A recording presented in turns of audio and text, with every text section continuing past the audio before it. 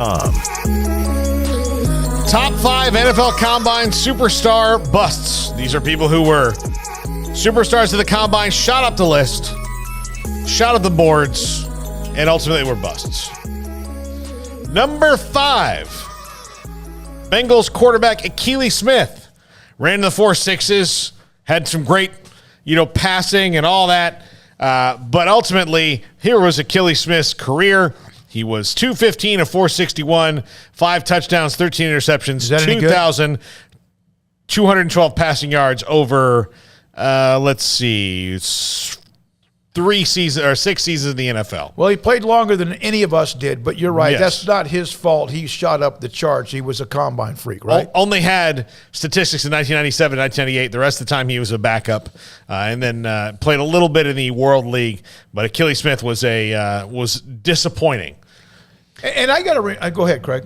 No, I mean, good athlete and all that. I was too young to really remember much of the draft buzz about him. I mean, I remember it, but I don't remember specifically what the talk was about him, like weaknesses, strengths, and things like that. But, really good Oregon team. Oregon right there with their rise around that time period of, I guess you're going back almost 25 years or so for them. And he was certainly one of their great they're great stars during their initial rise, but yeah, in the NFL, just completely flamed out. Yeah, number 4. You know who he originally signed with, Akili Smith? San Diego State. But his test scores were low. Ended up going. Flamed out of the NFL after 2 seasons with a total of 93 career receptions for 1,280 yards and 6 touchdowns. And his personal demons are what overtook him. But at the Combine, a lot of times people know about that stuff beforehand when you pick somebody 5th. But the Jaguars whiffed on that one hard. You almost wonder if the Patriots drafted, and I know they had Aaron Hernandez, and nobody's perfect, but I get really sick of it's the same 4 and 5 teams with every single one of these guys. It's the same. It's the Lions. It's the Jaguars. It's Washington. It's the Bengals same for a long time until now. Teams every single time. And the same teams picking the following year. And the Jaguars will be a top 5 pick again next year. But no, Justin Blackmon, he was probably doomed regardless. But then you go to Jacksonville as well. I don't know kind of if that played it all into it or if he was just going to be doomed regardless. But yeah, it's just the same teams all the time. But yeah, he's an awful story. I mean, as far as, how he turned out, obviously had very bad issues with alcohol, and that's tough for anybody who's dealing with those issues. And a lot of people just drowned in that, and they can't get their head above water. And clearly he was one of those guys that could not. And yeah, it just seemed like there was a stretch there where almost every 2 days you were hearing a story about Justin Blackmon, or at least it felt that way. And man, he was there's another Dez, he was a stud out on the field, but yeah, just could not get his personal life right. I'm glad you brought up Dez. Dez was an inch taller, a slightly thicker, but I thought that's who it was, and maybe because it's the same uniform. But that's why there's no, Peyton Manning, yes, but then there's also for every Peyton Manning, there's another miss. It is amazing how hard it is to get this right and how sometimes fortunate you have to be. Even if, let's say they had not taken him, somebody else would have taken him in the next, the next slot, right? Or the next team that needed a wide receiver. Well, that's what I'm foggy on is I don't remember how much of, and I'm not looking or anything. I mean, I don't know how much of that might have been known previously. That he had an alcohol issue or a substance, because we know how thorough they go. And so did the Jaguars know there was a risk and then just draft him anyway? Well, that's why they're the Jaguars. Or was that maybe something that most NFL teams didn't think was going to be an issue, and then it turned out to be a major issue? I don't know on that, but yeah, it just turned out sad regardless. It's interesting that you say, Craig, that it's the same teams that do it over and over again. Well, he was the 5th pick. Let's go. I know. So Morris Claiborne ended up being average, right? Mark Barron, Ryan Tannehill, Luke Kuechly, hell of a player, was drafted 4 spots later. Stephen Gilmore, Fletcher Cox, Stephon Gilmore, Fletcher Cox. Kendall Wright was drafted. That was also one that just didn't work out. Yeah, there's not 20 guys right behind him. But we were at his draft. Yeah, so we were. Justin Blackmon. All right, number 3. If you mention, you threw off my rhythm here, Smokey. It's funny you mentioned this, Craig, that the same teams do this over and over again, and you think the Jaguars would learn their lesson before they drafted Justin Blackmon when they drafted Matt Jones at number 21. Matt Jones is a 5-6 quarterback at Arkansas, and then transitioned to wide receiver as he got ready for the NFL draft. Here are his measurables, and this is why he, all of a sudden, having never played wide receiver, teams thought, oh my gosh, this guy's going to be a freak. 6 foot 6 1/4 inches, 242, 33 1/8 inch arm span, 9.5 inch hands, a 40-yard dash at 4.37. His 10-yard split was 1.55. His 20-yard shuttle was 4.09. Bench press at 20 reps. Broad jump, 10 feet 9. A 39.5-inch vertical. This guy can't miss. Cocaine is undefeated. You're right. And that's what happened to Matt Jones.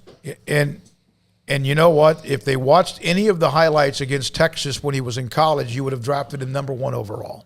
Yeah. He was magnificent against the Horns. But 21st overall pick, finished with 166 career receptions for 2,153 yards and 15 touchdowns. But ultimately, his personal demons once again overtook him. I don't know if he's doing well now. Who knows? You hope. I hope he is. But again, Matt Jones was someone, and honestly should not have been a first-round pick. Should have probably been a second or third. But those measurables got people excited. You wonder, you're right. How many players that we know of who had a cocaine issue were successful? Lawrence Taylor?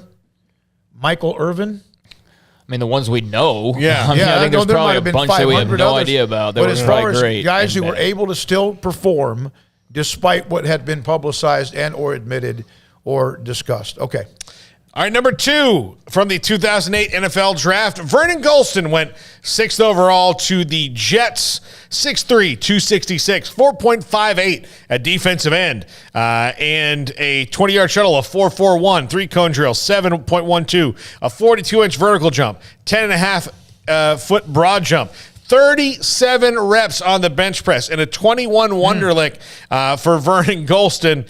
And here's a guy out of Ohio State, played for the Jets for 3 seasons, the Bears for 1, and the Rams for 1, only on the practice squad, had a 3-year NFL career, 0 career NFL sacks. He probably should have been number 1 on this list, but the guy who's number 1 on the list is well known, and if I didn't do it, the video would get ripped. But Vernon Gholston, there's not many things you can say about his NFL career. They needed to upgrade it. I'm looking at the draft, the overview from like 10 years later. They needed an outside linebacker, 3-4 defense. They made him their answer, right? Or they thought he was the answer. Man. The Jets are another one of those teams that's on that list, whether it's quarterbacks or whatever else as well. Yeah, absolutely. And number 1, Mike Mamula. Look at that name I wrote down. Yeah, I knew you were going to write it down. Mike Mamula from Boston College. And he was someone who I don't think anybody had ever heard of at all, unless you followed Boston College. And I'm trying to find, okay, here we go. Here's his pre-draft measurables at 6'4", 252. 4.58 40-yard dash. 4.03 20-yard shuttle, 38.5-inch vertical jump, 10.5 foot broad jump, 26 reps on the bench press, and a Wonderlic of 49, which is, I believe, one off from the perfect score. Wow. So Mike Mamula did everything right at the combine. His NFL career wasn't nearly as bad as some people may think.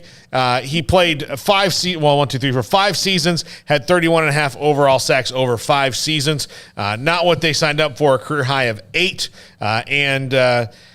Just was never the guy that the Eagles wanted him to be, injured a lot. But Mike Mamula was from nowhere to the 14th pick in the draft. Yeah, I don't know if anybody thinks that. Maybe if you're a Boston College fan, you hear that name and you think of something different than draft bust. But I think pretty much the entire world hears Mike Mamula and they think draft bust. And, man, a lot of great athletes. Great athletes on this list. Cool measurables.